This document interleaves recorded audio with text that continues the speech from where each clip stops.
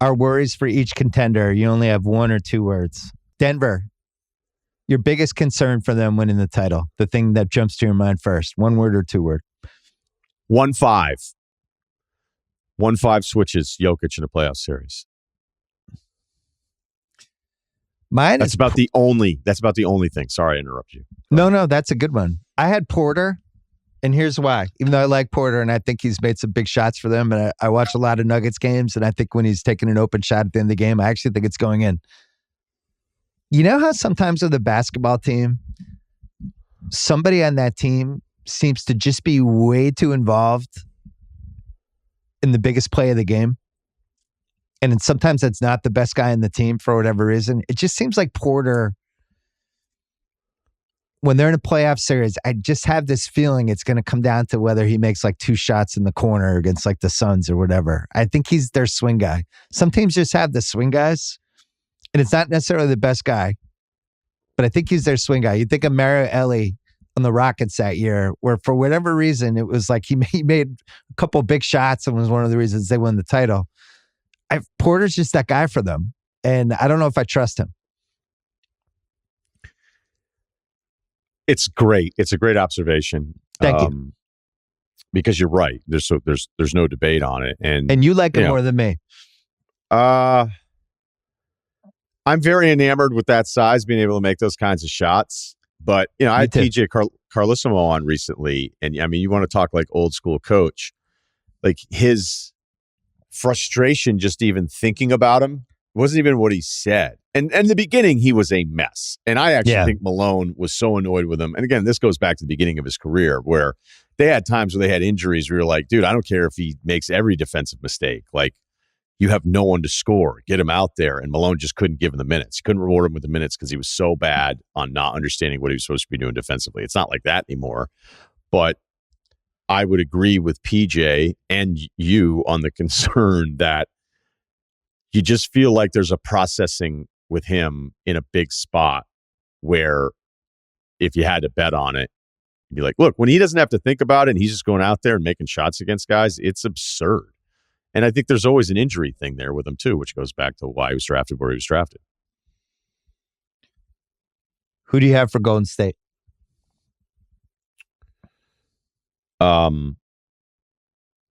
Parade. What's that? I wonder if they're all back and ready to go, and whatever. They lost the Lakers today. They had nothing for Anthony Davis. They even played Iguodala, who it was funny because on the call they were like, "That's his 5th 3-point attempt of the season." I was like, "It sure looked like it." But whatever. Yeah, it doesn't. I mean, let's see him play for a couple of weeks here before we try to make some sort of statement on Andre Iguodala.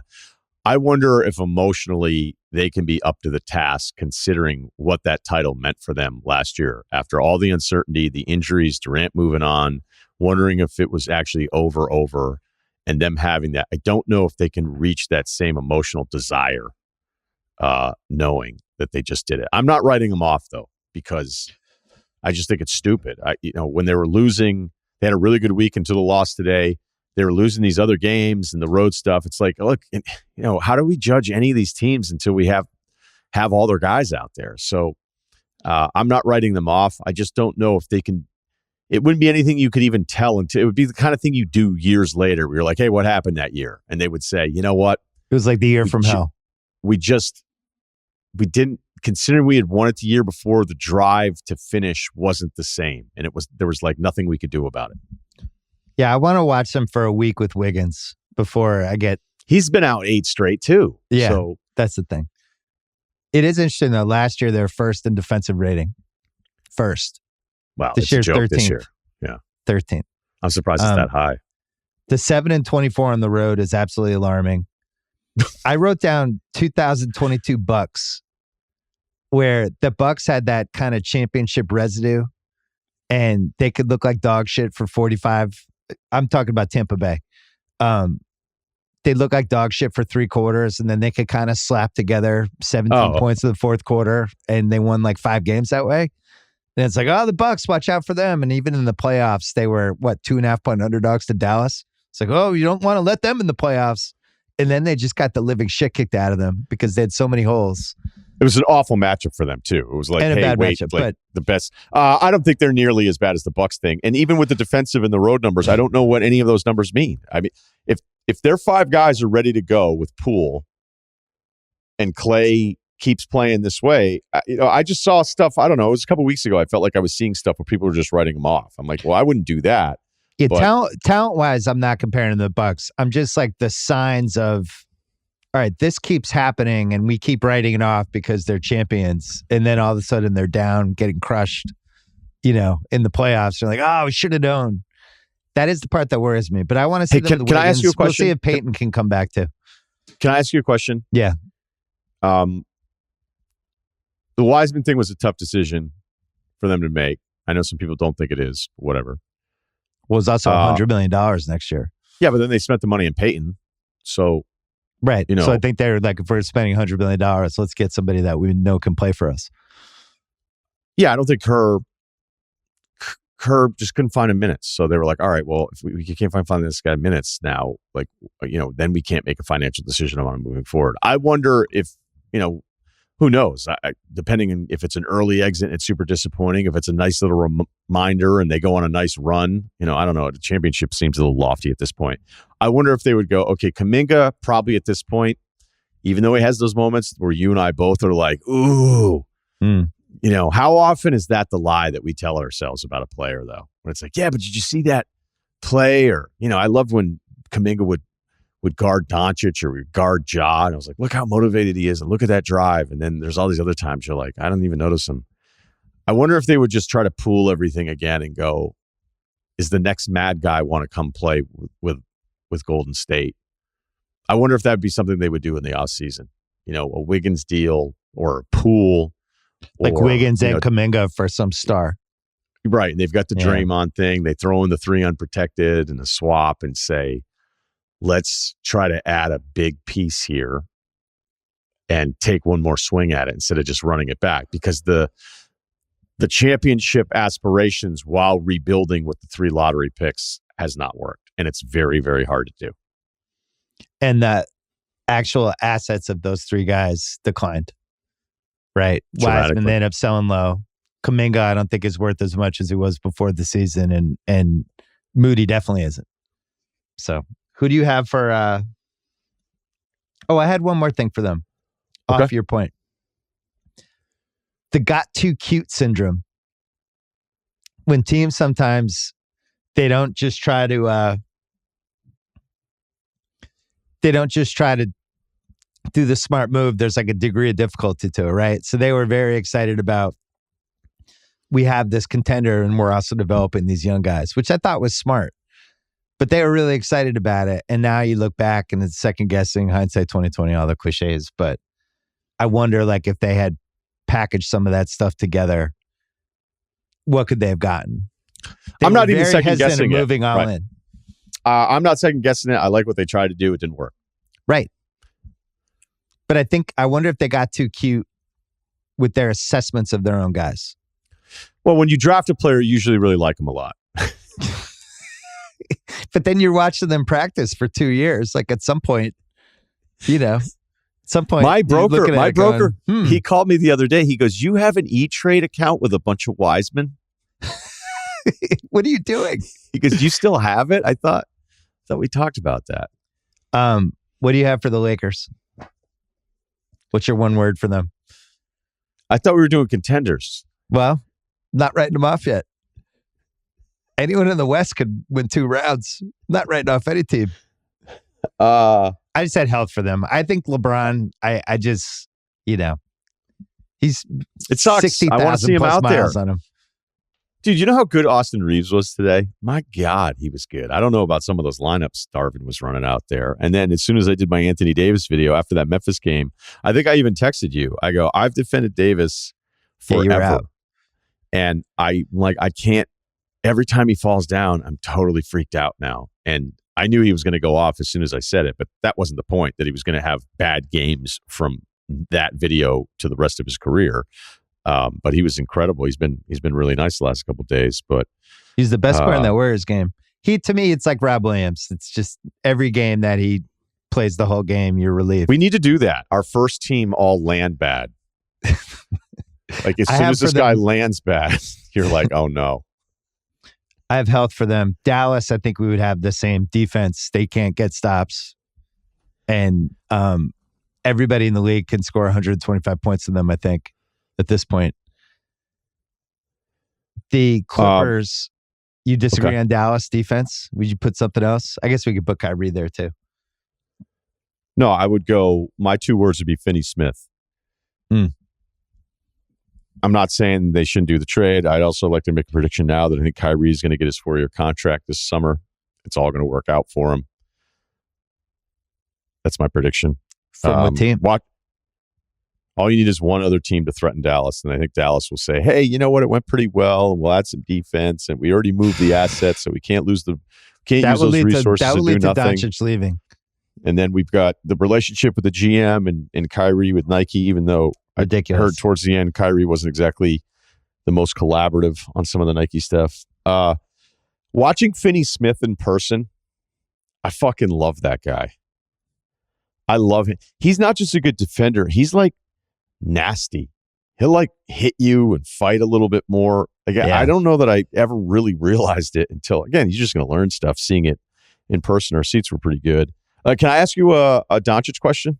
Speaking of, if Doncic is on this Nets team right now, do they win the East? Just him and all these wings and Claxton? Yeah. They'd probably be the second best team in the East. It's them or Milwaukee. Just flip him and Simmons. Because I'm always trying to figure out the perfect roster for Doncic. And when I watch the Nets, I go, because Bridges is still, I mean, he's been going off. And it's funny because like watching him hit all those mid-range jumpers against the Celtics, I'm like, he must have just watched Booker and Durant, but never got to take them. I mean, look, he took some, but let's face it, with Bridges, when you're that option, and sometimes you're the fourth option, not from Durant, from Chris Paul and Booker, because obviously he was traded for Durant, but you get my point. There's certain nights where he wouldn't score at all, and a lot of it would just have to be in transition and everything. He has that dribble into that shot against a contest, and he gets it off perfectly. He was great. And so it's not some super dominant ISO-heavy opposite guard. It's actually an opposite guard who can defend, as opposed to a Kyrie who, is just going to get torched in some mismatches, even though I think there's certain nights actually Kyrie tries to play defense and it's better than his reputation, where there's just, we've seen swings with Kyrie when he's just not interested in it and he's an awful defensive player. But you have the Claxton role part of it where he's a really good defender and I think he competes like crazy. And then all those other wings that can shoot. I was like, maybe the Nets built the perfect Doncic spot, but I don't know. I was just, so yeah, you don't want to put them ahead of Milwaukee. I don't blame you, but that might be the second best team in the East, which is the better conference. You know what I noticed with Luka again today, which I've noticed a couple times when you think how young fucking he is. Annoying he is. Well, he's already developed the bully ball thing that LeBron didn't really have until like the mid 2010s. Where he just takes these guys down low and he commits offensive fouls and the refs never knows what to do. Like that play at the end that he missed the bunny on, it was 100% an offensive charge. He's so strong. Well, that's what Booker was doing. The game's over. Booker's going, referee. He keeps going, that's a charge. And then Doncic was like, shut the fuck up. And then they got into it with each other. And I loved it. I loved it from Booker. I like that they don't like each other. I say that about Doncic knowing, look, I can't give you a bigger compliment than this. If there's one basket that I need a basket, I'm picking him first over every single player in the NBA. He is incredible. At one point again today, although I'd asked this about the injury stuff, how many games does he have where I'm like, he's headed into the tunnel? And then he ends up with 40. So what the hell's going on there? Like I thought he was wincing and I was like, the calf is messed up again. He is so good where he's getting these foul calls now too. He shot 1 million free throws today, where he's initiating all the contact and they're giving him that call on top of everything else. It's like LeBron. I'm telling you, this is what LeBron figured out in the mid-2010s, how to bounce off guys, get the call, and finish the shot. But his constant bitching for 2.5 hours can really wear on you. Like, I don't enjoy it. He's a great villain. I wouldn't even call him that. I don't like hate him. I respect. No, I'm saying like he's a villain. If you're rooting for the other team, he's a good guy to root against. Like I know the Phoenix Suns fans left that game like fuck that guy. Clippers continuity would be my word for them. I just don't feel like DNP. how many times have they played 5 guys in the fourth quarter that have been the same 5 guys? Now they're shoehorning the Russell thing in. I mean, on the one hand, they are 0-5 with him playing tonight as we're taping. Can I say something pro Westbrook? They're going back now and putting together these 5 losses with 9 other losses with the Lakers or something to close his Lakers run. Yeah. I mean, come on. And that's even, not all even we wouldn't do that. Yeah. Yeah, we wouldn't do that. That tells you something. As we're taping, the Grizzlies are up 121-111 on the Clippers, so it could be a little over 6. Going to the East, we mentioned Middleton would be the one word. I think it's the one for me. Would you have a different word for Milwaukee? I had new depth, but we already touched on it. Okay, just watching that the Philly game. I'm like, you know what? They actually have some options here. So go ahead. Boston, Joe Maz. I just really worry about an inexperienced coach having to win 4 straight playoff rounds. I was getting texts. Your recorder stopped at one point, so we had like a delay, and I was getting multiple texts from people like, Tatum and Brown were gassed. Just call the timeout so they can get a 3-minute blow, and then you send them back. I'm like, yeah, that makes sense too. I just don't like anything that happened tonight. Philly. You don't want my Boston one? You have a different one than Joe Maz? What is it? Yeah, I do. Okay. Supplemental tier. You know, like there's supplemental draft picks where it's like in between rounds. Yeah.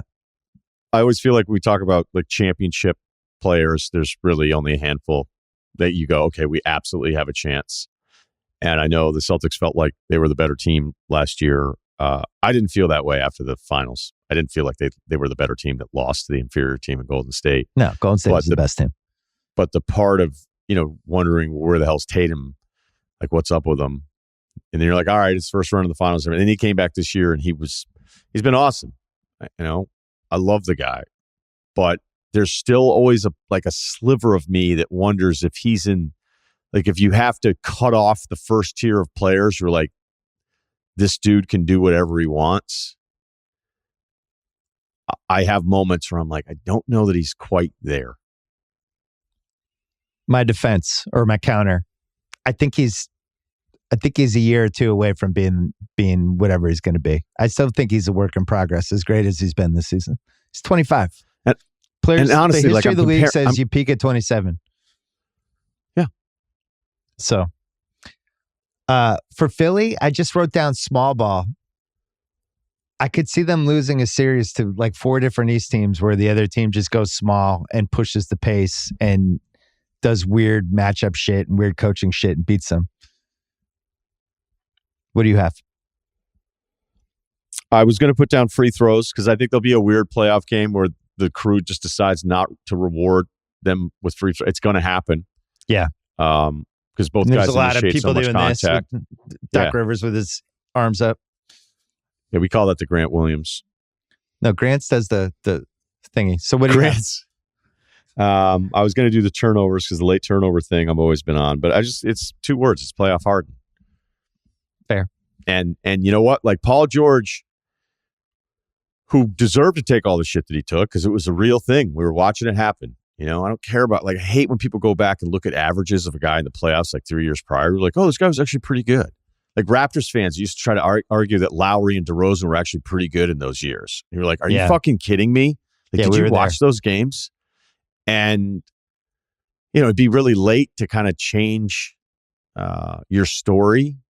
And, that's always going to be part of it for me. I'm just going to wonder, sometimes you have to adapt in a series.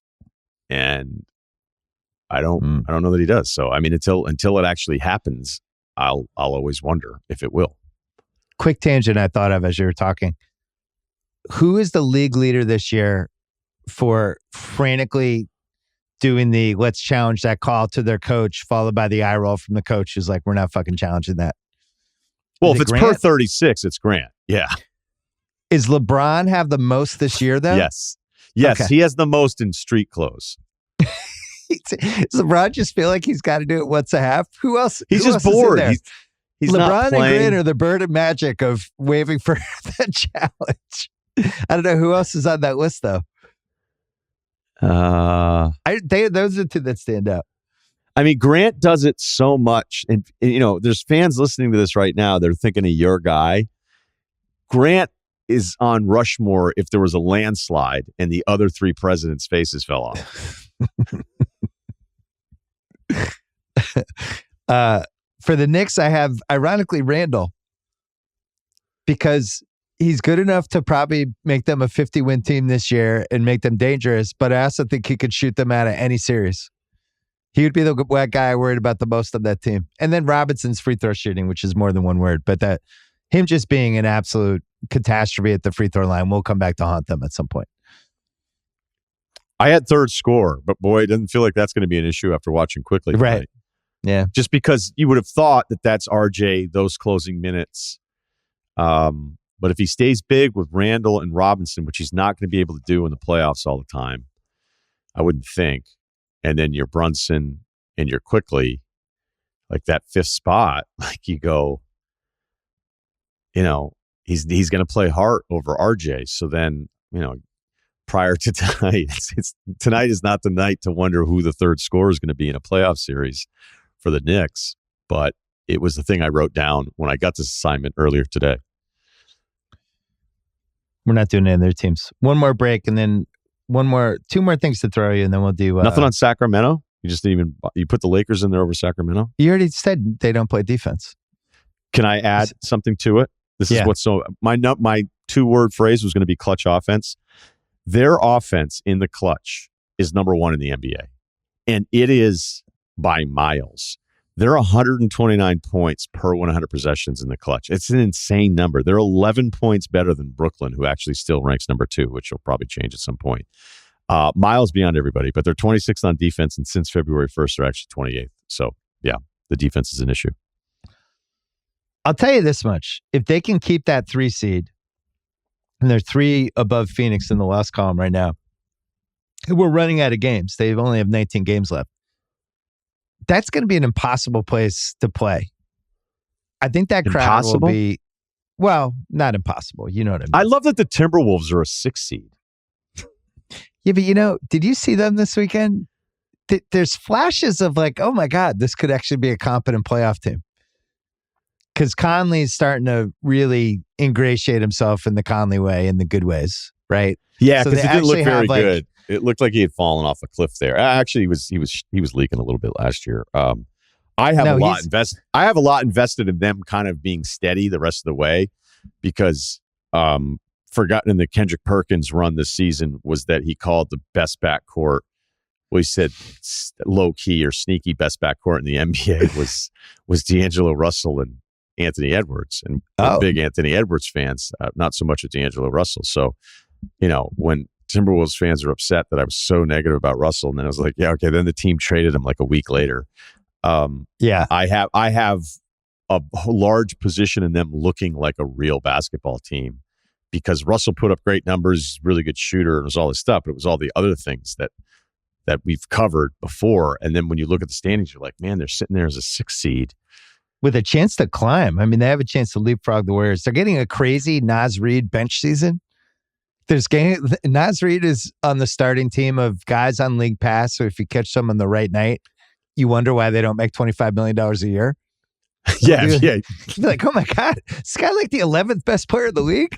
That was like that Nembhard game against the Lakers when he hit the game winner. You're like, wait, this guy, was he picked 6th or 7th? Like, somebody took Ivy ahead of this guy? And then Jaden McDaniels, when you look at some of those defensive numbers from him, they're insane. I wasn't on it. I got to admit, I couldn't watch Minnesota that much earlier in the year because I couldn't watch Russell. I just didn't enjoy their team. I love Edwards. I want Edwards to do well. I just didn't like watching them. And then I can watch him. I watched a ton of them just because of him, and that's why I felt so good about my Russell commentary. Well, a couple of people were like, hey, you got to check out McDaniels again. After I did the trade value, McDaniels should have at least been honorable mention. You got to check him out. Check them out. I mean, he's about as fearless of a perimeter guy defensively that we have now. And by the way, the Towns injury, it's always good when you Google the Karl Anthony Towns injury and like the first 3 hits it's a mystery. Yeah, I did that today. Yeah, because the thing is, they could add Towns to this team, and they're a little frisky if it's Sacramento and Minnesota 3-6.